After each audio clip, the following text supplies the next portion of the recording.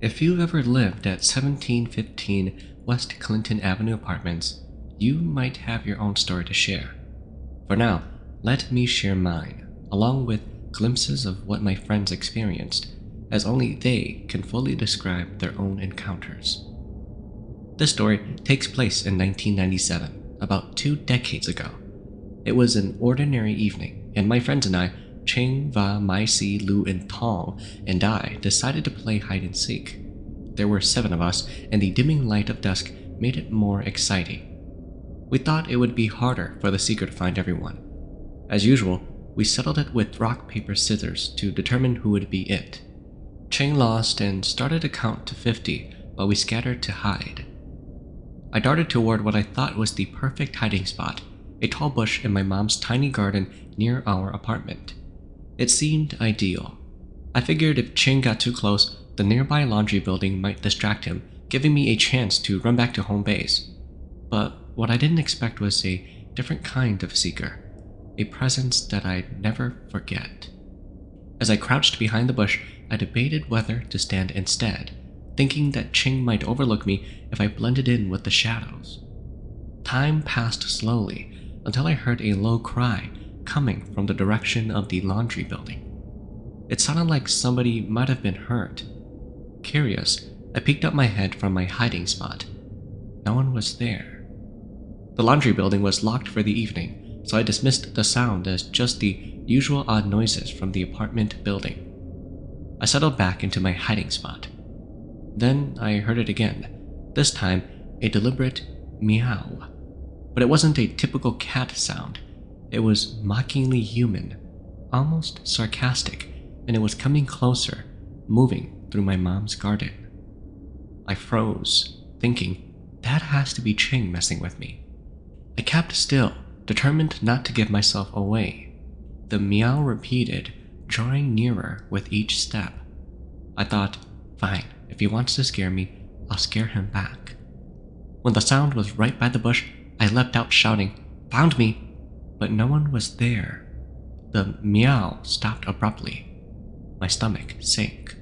Panic crept in. Then, from behind the laundry building, I heard faint laughter. Relief washed over me as I assumed it was Ching. Fueled by annoyance, I yelled, "Ching, I'm going to kick your butt," and ran toward the sound. But when I got there, I found nothing. Only darkness. That's when I heard it again. A giggle, this time directly behind me. Every hair on my neck stood on end. My body felt cold and weak, as though time itself had slowed. I thought, how could he have gotten behind me without passing me? The giggle turned into low laughter, slowly creeping closer. I summoned every ounce of strength and turned around. What I saw still haunts me. Near my original hiding spot, about 40 feet away, stood a shadowy figure. It was small, no taller than 4 feet, with red, glowing eyes. It seemed to smile at me, a wide, unnerving grin. My heart felt like it stopped, my legs were frozen in place, and my breath came in short gasps. I did the only thing I could. I screamed as loudly as possible. "Mom, help me," I yelled out in Hmong. My mom burst out of our apartment, yelling, "Why are you screaming? Stop playing outside and come inside. Dinner is ready." Her voice cut through the paralysis, but I still couldn't move. The shadow figure stood there, grinning wider, unmoving. Suddenly, I felt my mom's hand grab my arm. "Didn't I tell you to come inside?" she scolded. She dragged me back into the apartment, but I never took my eyes off of that bush. Just as we stepped inside, the figure vanished. The next day, I confronted Ching. "Why did it take you so long to find us?" I asked. That's when he shared his own terrifying experience. All 7 of us had seen or heard something strange that night. Ching said that he ran toward the back parking lot, thinking that Va had gone there. But instead of finding them, he saw a small white creature with a red face, long hair, and twisted fingers hiding near the garbage bins. He ran home in fear. Va said that he saw a shadow with glowing yellow eyes and fled. C refused to describe what she encountered. Mai said that a dark shadow chased her all the way home. Lu heard voices whispering every time he changed hiding spots, and Tong confessed that he never really played. He went home because he was hungry, but when he returned to home base, nobody was there. That was the last time we ever played hide and seek, especially at night. A few months later, we moved away from those apartments. I don't know, man, this story sounds kind of fake. Let me know if you have ever lived at the West Clinton Avenue apartments, and let me know if those stories are true.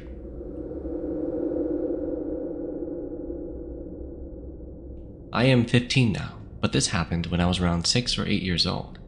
I can't remember my exact age, but before I tell the story, I need to explain the layout of the house. We lived in a 2-story duplex in La Crosse, Wisconsin on the top floor. The entrance was through a back door that led to a staircase.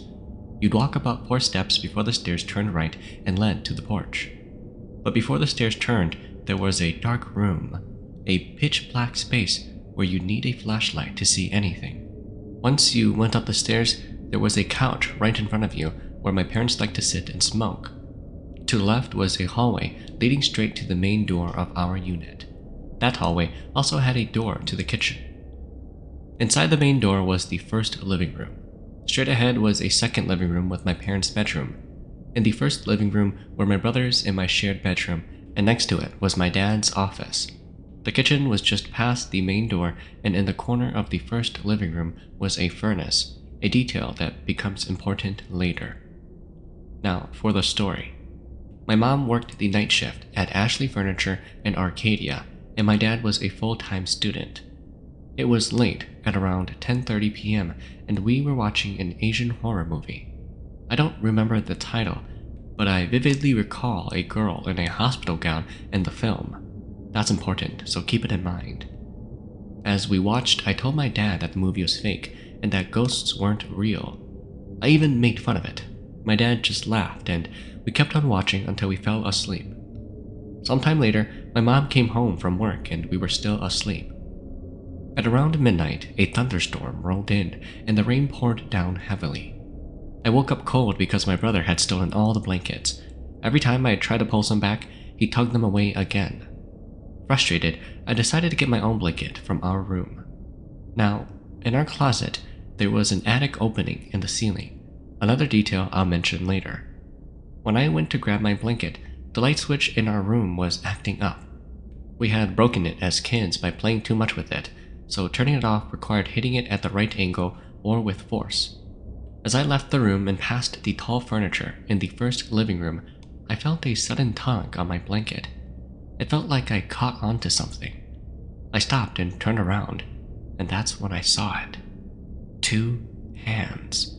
They were crawling hands, just arms stretched out, touching the floor. Panic set in. I bolted down the hallway, but another tug on the blanket made me fall onto the couch.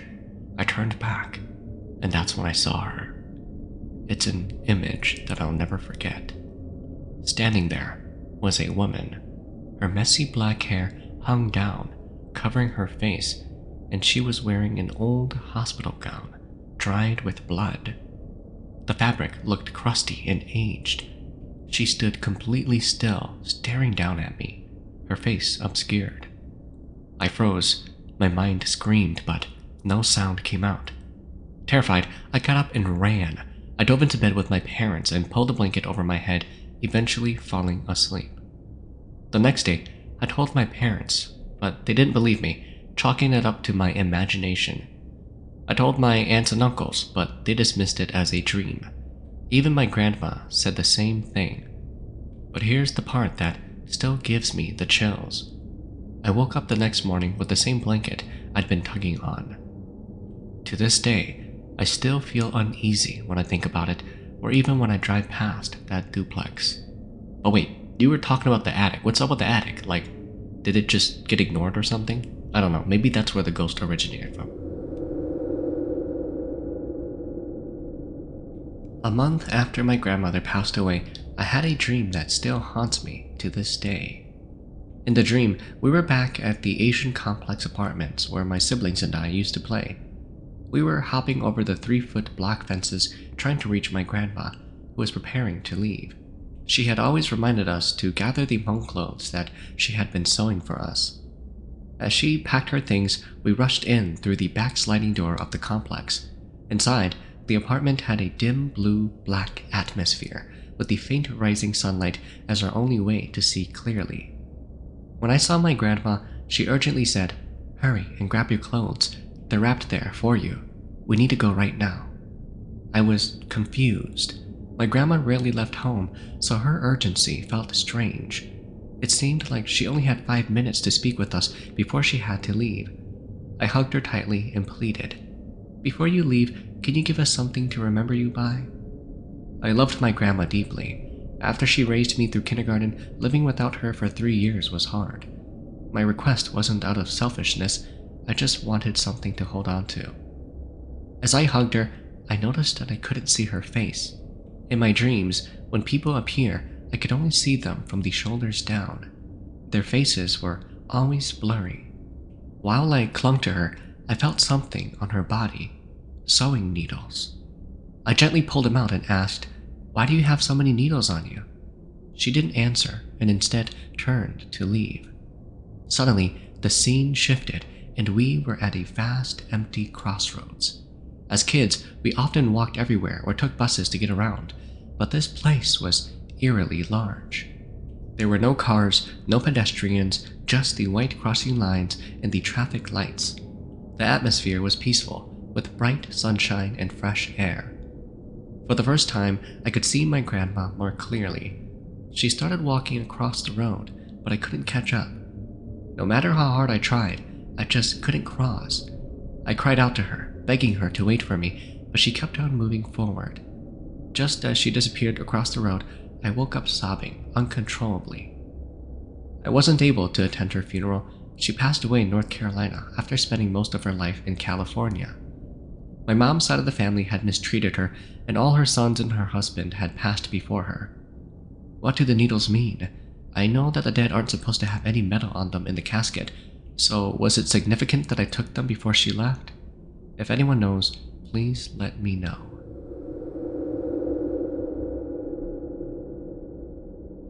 I'm Hmong, and while I do believe in the supernatural, I haven't had any occurrences in the past several months. What do I mean by supernatural? I mean sleep paralysis, or just events where I feel the veil between both worlds thin. To preface this story, I'm in the military. I've lived in a few places within the last 12 or so years, and have deployed and slept in more places than I would have liked to. But none of those has been so alarming as my current place. I'm used to sleep paralysis and the like, but what's more terrifying than being blacked out of what you're used to? When I was in California from 2020 to 2024, I would have sleep paralysis damn near weekly.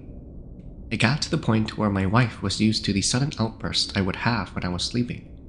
I got so used to it that I trained myself to have lucid dreams. Whenever I felt that I had sleep paralysis, I would trigger the lucid feelings. In those moments, the woman that was on top of me quickly got slapped sideways, or I would scream at it while moving with all my might, and the thing riding me would get off. There were several instances of me pushing the ghost off of me. It sort of became a challenge and thrill that I could function while under sleep paralysis. I've been home to Minnesota a couple of times for the past several years, and both my side and my wife's side have done rituals for us, but the issue continues. I know it's not easy, but I've had several years of experience to get to where I was no longer afraid of sleep paralysis. Whenever it came, I would tell myself that it's not real, trusting in the age-old term or analogy, are you human or are you a monster? As my parents taught me, I would ask the spirit, and if it couldn't answer, I knew it wasn't human and that I should wake up. Prior to moving to Massachusetts in July of 2024, I took a month of leave to visit my family in Minnesota. I remember having a very brief moment of sleep paralysis during this time, but it was quickly dismissed in my sleepy stupor as I usually did. My in-laws did their thing and had a ritual for us before we departed for Massachusetts. It's now been several months since we have settled in Massachusetts, just about 6 months without any paranormal experiences. As I write this story, it's finally caught up to me. A few days ago in December, I had my new first encounter. The spirit impersonated my wife and was on top of me. What can I expect, or should I continue to fight the feelings that I usually do? I don't know, man. To me, it sounds like you got violated. What you could do is you gotta Wing Chun the ghost, so that way it leaves you alone. But that's just my advice.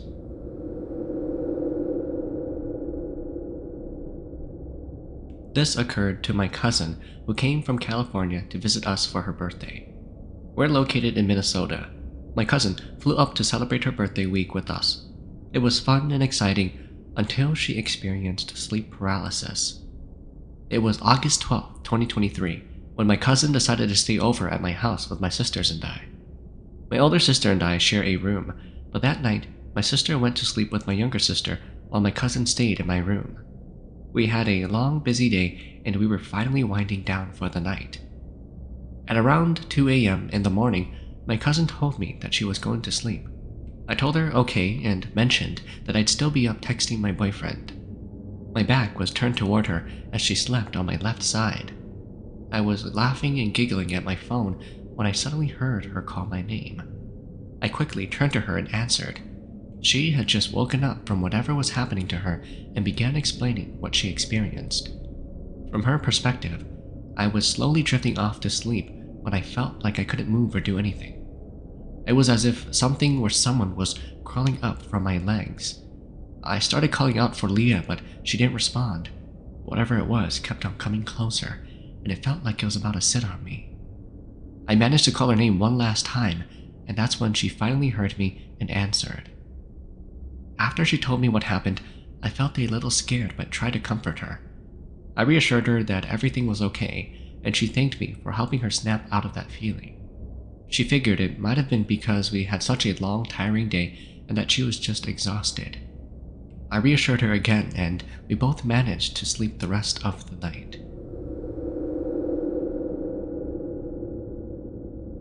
This story happened to my cousin Steve during a deer hunting trip with my uncles.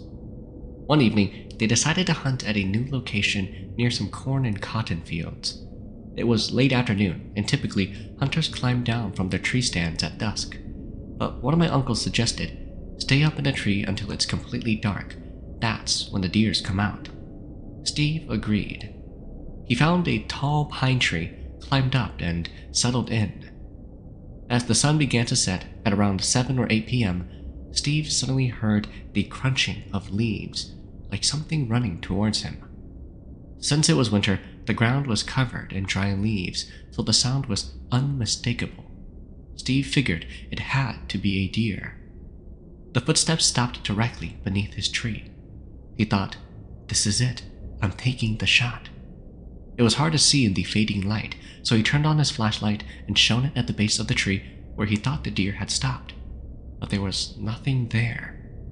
Confused, he scanned the area with his flashlight. Still nothing.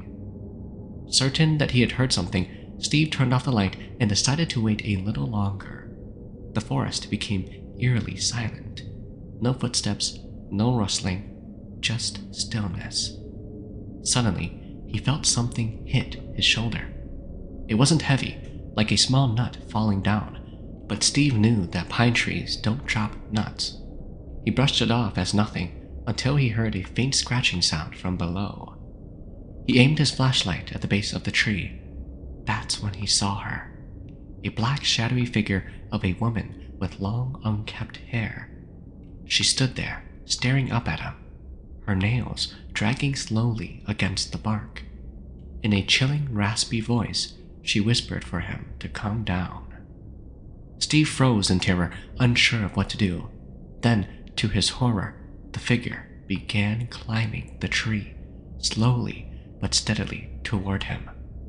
Panic overtook him, and he snapped.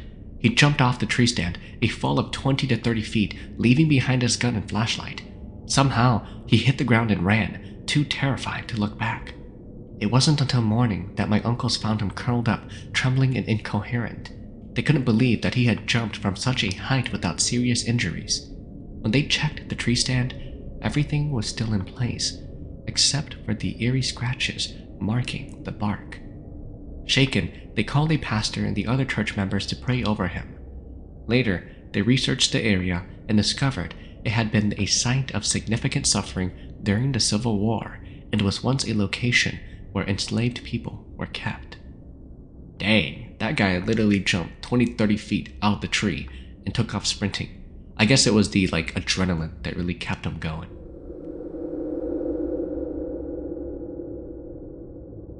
I used to live in a small city in Colorado with my husband and 3 kids.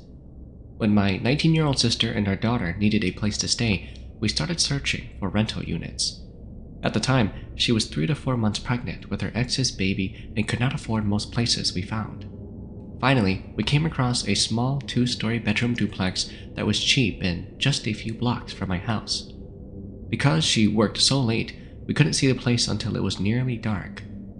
The duplex was unusual. Instead of the units being side by side, the front doors faced the neighboring house. The available unit had windows that looked out onto a back alley, while the occupied unit faced the street. When we arrived, we met the property manager who was showing the place. The moment I stepped inside, I felt an odd, unsettling sensation, but brushed it off as nerves. The unit was dark since the electricity hadn't been turned on, so we could only see by the fading daylight. We walked through the living room into the dining room, which felt particularly cold and uninviting. Something about the space made me feel uncomfortable, but I didn't say anything to my sister. I've only later learned that I'm an empath or clairvoyant, whatever you want to call it. Despite the eerie vibe, my sister signed a 1-year lease the next day. She was excited to have her own space so close to me and could not pass up the affordable rent. For the first few months, things were quiet, although she mentioned having reoccurring nightmares. I assured her that it was nothing. I stayed over with my kids a few times and also had nightmares, but I didn't think much of it until one night when my husband and I argued and I decided to sleep at her place.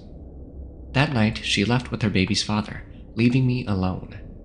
As I sat in the dining room warming my feet by the heater vent, I noticed something in the corner. A girl was crouched on all fours, her long tangled hair obscuring her face.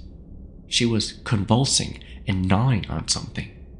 I froze, unsure of whether to scream, cry, or run. Then, as suddenly as she appeared, she vanished.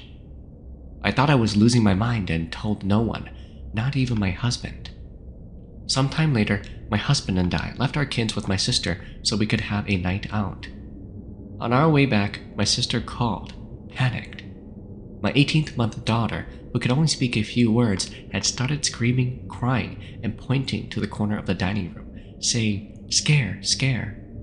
My sister asked if the other kids had frightened her, but they said that no one was near her. Before she could tell me which corner, I interrupted. "Let me guess, the corner near the windows that met the kitchen?"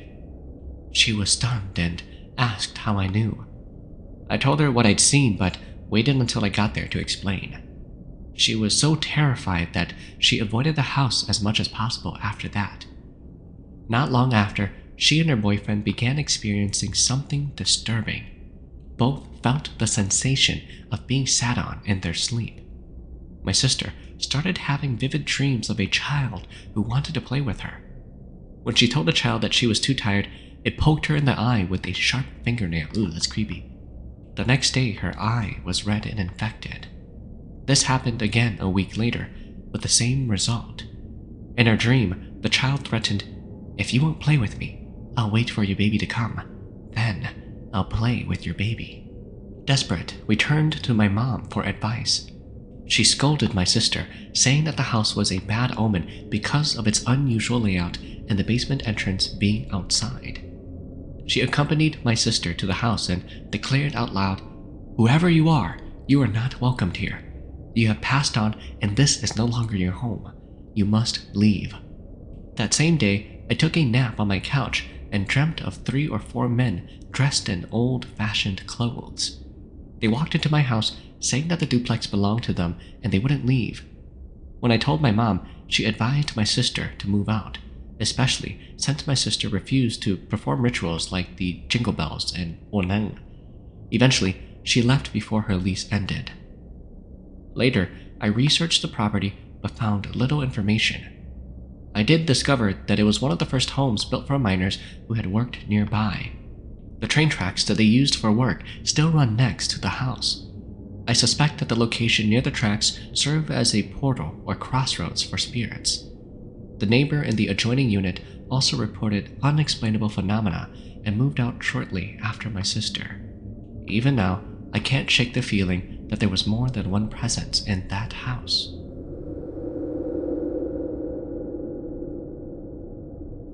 I was assisting with moving some bodies for a funeral home pickup. One individual was already in bad shape, so the person in charge moved the body to clean it up. My task was to mop the freezer due to the mess left behind. At the time, there was only one body left in the freezer. The freezer doors usually stay open unless gently pushed. Even then, they close very slowly and quietly. I began cleaning with the doors open, but I couldn't shake a strange feeling that day, like there was a strong presence in the room. My sixth sense was feeling heightened, and I was uneasy without understanding why. Still, I focused on the task and kept my eyes on the open door as much as possible. I started mopping near the body, determined to finish quickly since I was alone and didn't want to linger. As I concentrated on cleaning, I suddenly heard the freezer door slam shut behind me. My heart raced. The doors shouldn't have done that on their own. The uneasy feeling intensified, and I felt like I was being watched. Something or someone felt undeniably present. I looked toward the bag holding the body, my nerves on edge. Despite my fear, I decided to approach. If someone or something was there, I wanted to face it. As I drew closer, I realized that this was someone I had helped pick up a month prior. The unease I felt shifted abruptly to deep sadness.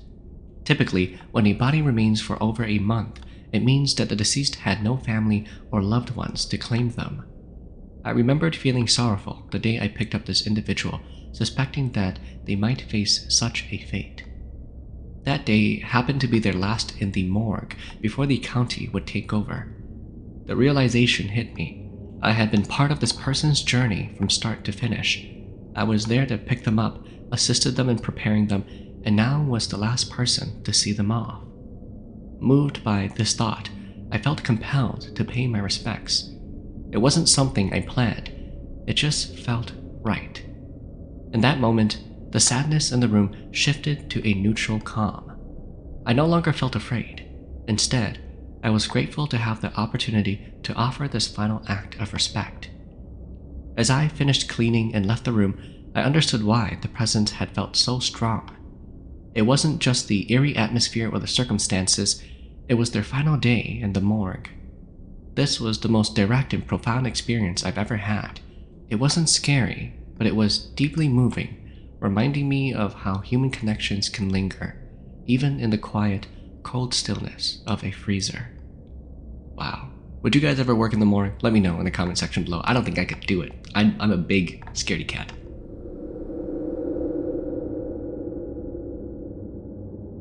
This story might not be as terrifying as others, but I believe it touches the heart deeply. A while back, my mother and I visited my grandmother's house, my mom's mother, and they were talking about backaches and other health issues. Somehow, the conversation shifted to my grandmother's shoulder pain, and that's when this story came to light. Back when my grandmother had her first child, a son, let's call him Thu to protect his identity, he was a sweet, bright little boy. Thu was well-mannered, articulate, and brought joy to everyone who met him. At the time, he was about 3 or 4 years old. Whenever a guest came over, he would greet them warmly with, "Hello, welcome to our home." And when they left, he'd send them off with the polite, "Goodbye now, come back another time." My grandparents were known in the village for their charming little son. But one day, Thu became very sick. His condition worsened until he could no longer get up, and no medicine seemed to help.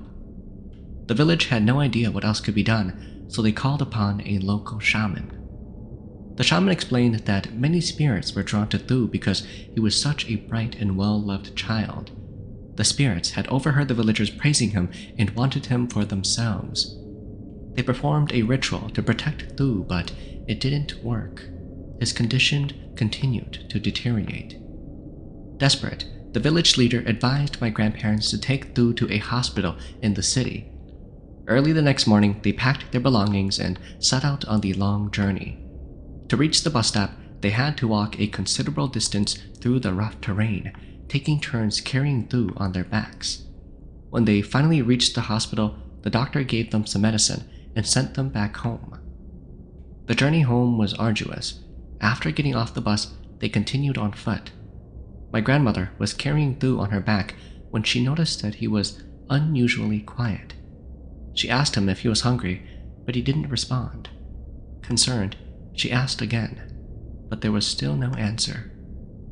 My grandfather glanced over and saw that Thu's face was motionless. Alarmed, he shook the boy gently, but Thu didn't wake up. They stopped walking, carefully took him off of my grandmother's back, and tried calling his name. But it was too late. Thu had passed away. Heartbroken, they cried uncontrollably, calling out his name over and over. After some time, my grandfather suggested leaving their son's body there in the woods so he could dig a small grave. My grandmother refused. She couldn't bear the thought of leaving her precious child alone in the wilderness. Through tears, she insisted on carrying him back to the village, no matter how far or difficult the journey. Eventually, my grandfather gave in. That evening, they returned to the village with Thu, and a funeral was held to lay him to rest. Years passed, and my grandparents went on to have more children. My uncles, my aunt, and finally my mother. But my grandmother's back pain never went away. Over time, it became worse and more unbearable. Concerned, my mother took her to see a shaman. The shaman examined my grandmother and said that she saw something clinging to her back. She explained that it was a little boy. The shaman revealed that Thu's spirit had never left my grandmother. He had passed away on her back during that fateful journey home, and his soul had stayed with her ever since. The presence was the cause of her chronic back pain. My mother suggested performing another Waneng to help Thu move on, but my grandmother resisted. She didn't want to let go of her first child. My mom, however, gently explained that Thu needed to rest in peace and move on to his next life. Eventually, my grandmother agreed. After the ritual, my grandmother's back pain disappeared. I wish my grandmother had been able to speak with her son one last time before the shaman helped him pass on. It's a bittersweet story, and I try not to cry as I eavesdropped on my mom and grandmother recounting it.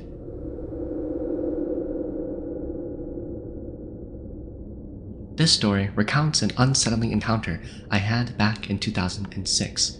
It's not fabricated in any way, though I will narrate it in the first person for clarity. Names have been changed to protect everyone involved. I lived in the boonies of North Carolina. To get to my house, you had to drive down a paved road lined with woods. Halfway through, the pavement ended and the road turned into gravel. My house sat at the end of this gravel road, along with two others, my cousins' homes belonging to Thu and Joe. At the time, I was in middle school. My cousins and I caught the bus every morning at 6:55 a.m. It was October, and daylight savings had already begun. The days were short, and the nights stretched on endlessly. As the old folks would say, when the days are shorter, the nights are longer. My house was behind Thu's trailer. To get to the bus stop, I had to pass his trailer and walk about 3 to 4 minutes up the gravel road to where it joined the paved road. Thu and I usually walked together to meet Joe at the bus stop. However, for the past few days, Thu had been riding to school with his mom, leaving me to walk all alone. I didn't mind. I lived in these woods my whole life and knew the area well. There was nothing to fear, or so I thought. That October morning, I woke up, got dressed and put on my jacket, grabbed my backpack, and headed out. As I walked past Thu's trailer, I noticed a figure standing by the stairs. That's strange, I thought. Thu said that he wasn't taking the bus today. I slowed my pace, trying to get a better look. The figure was dark, and though I couldn't make out its face, I could feel its eyes piercing through me. As I got closer, I realized that the figure wasn't Thu. It was a woman. She just stood there, staring at me. The hair on the back of my neck stood up, but I kept on walking, refusing to call out or acknowledge her. I passed her as quickly as I could, making my way up the road to join Joe at the bus stop. By the end of the day, I convinced myself that it was nothing more than a trick of my tired mind. The next morning, I followed my usual routine. Yet, as I stepped outside, an uneasy feeling crept over me. I shook it off and continued toward the bus stop. When I approached Thu's house, there she was again. The same woman-like figure, standing by the stairs, as if she had been waiting for me. My heart raced as I tried to ignore her and walk past. Then I heard it. Hello, cringe. I'm sorry, guys, but that's what it says.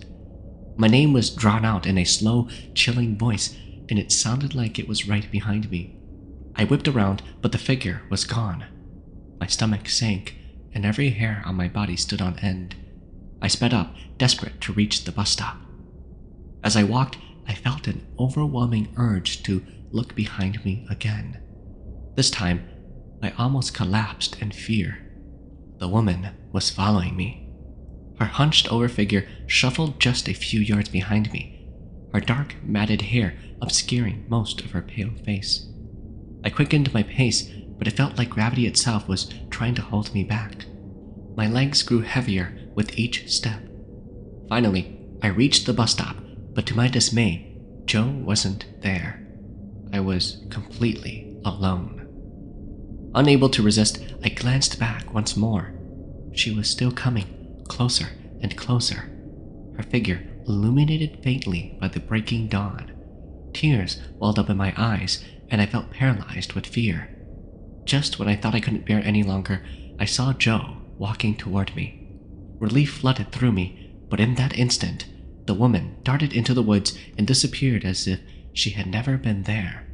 My legs nearly gave out as Joe approached. Later that day, I told my sisters and my mom about what happened. My grandparents tied a red string around my wrist and recited a protective chant. Ever since then, I've never seen that figure again. To this day, I have no explanation for who or what that woman was, nor why she was following me. Even now, the memory sends shivers down my spine. Some things are best left unexplained.